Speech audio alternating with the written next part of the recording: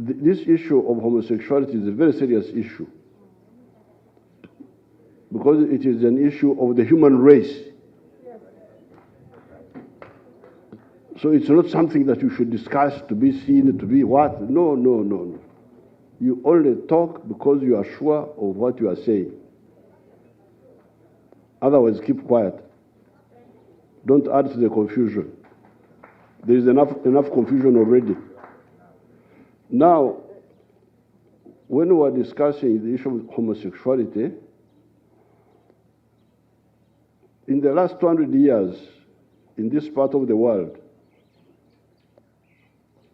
Ankole, Kigezi, Buganda, Bunyoro, Karagwe, Tanzania. So, but it was a smaller number. I have had 5 names in the last 200 years. Because me, I'm from this area here. My clan is one of the oldest in this part of the world. Now, when this issue, at that time, of course, this was a private issue. People were not they were not encouraging it, but also they were not fighting it because it was like hidden, small secret of some few people. The problem with the Europeans is that they bring things which are out of place. So when it came up, 2014, now this time, I started trying to study this issue. What is it?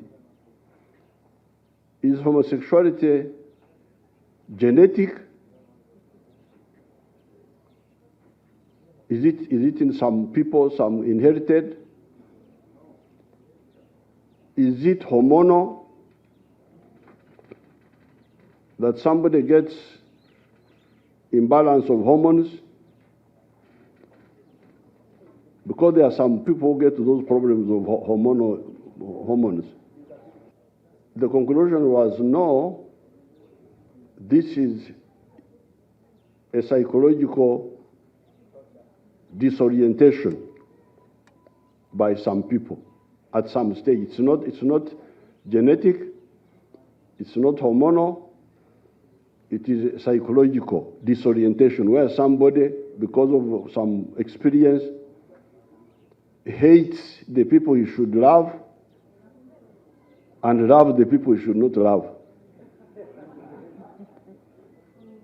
It's a type of like a sickness.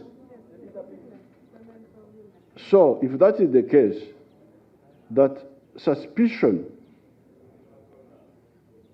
of merely being suspected to be cannot be criminalized, cannot and should not be criminalized, because he is like a sick person. If somebody is sick, do you criminalize him for that?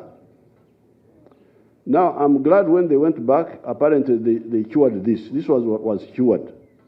The problem is that, yes, you are disoriented. You have got a problem to yourself. Now, don't try to recruit others now. If you try to recruit people into a disorientation, then we go for you. We punish you. That's number one. But secondly, if you violently grab some children and you rape them and so on, we kill you. And that one I totally support and I will support.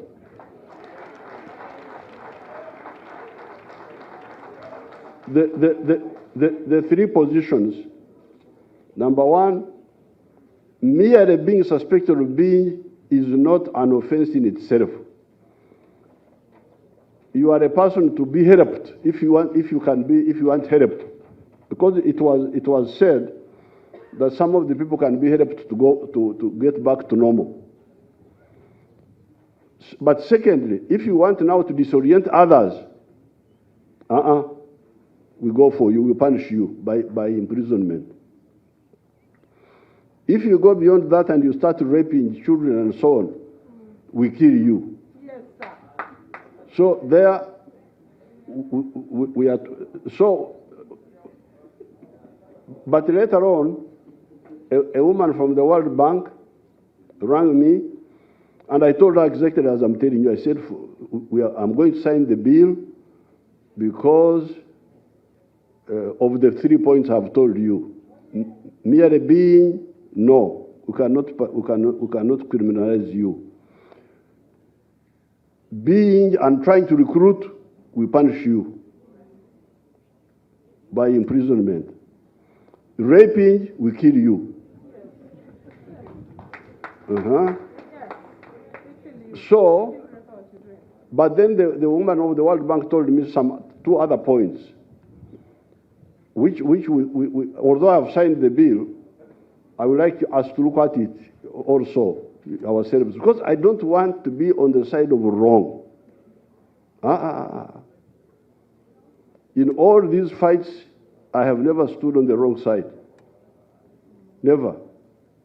That's the line of the NRM. We never have two languages. What we tell you in the day is what we shall tell you in the night. So therefore,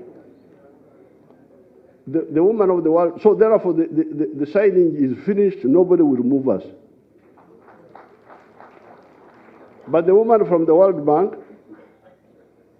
told me two issues for which I was going to return the bill again. Issue number one is requiring employers to make sure that there are no homosexuals in their company. Something like that.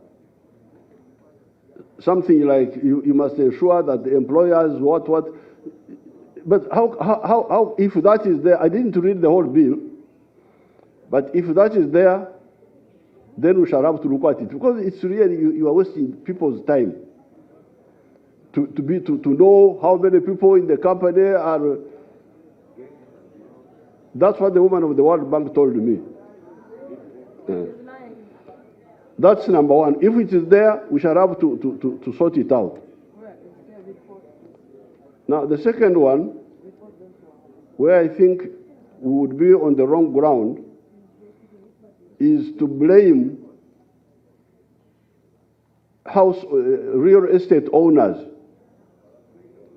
for houses being rented by homosexuals.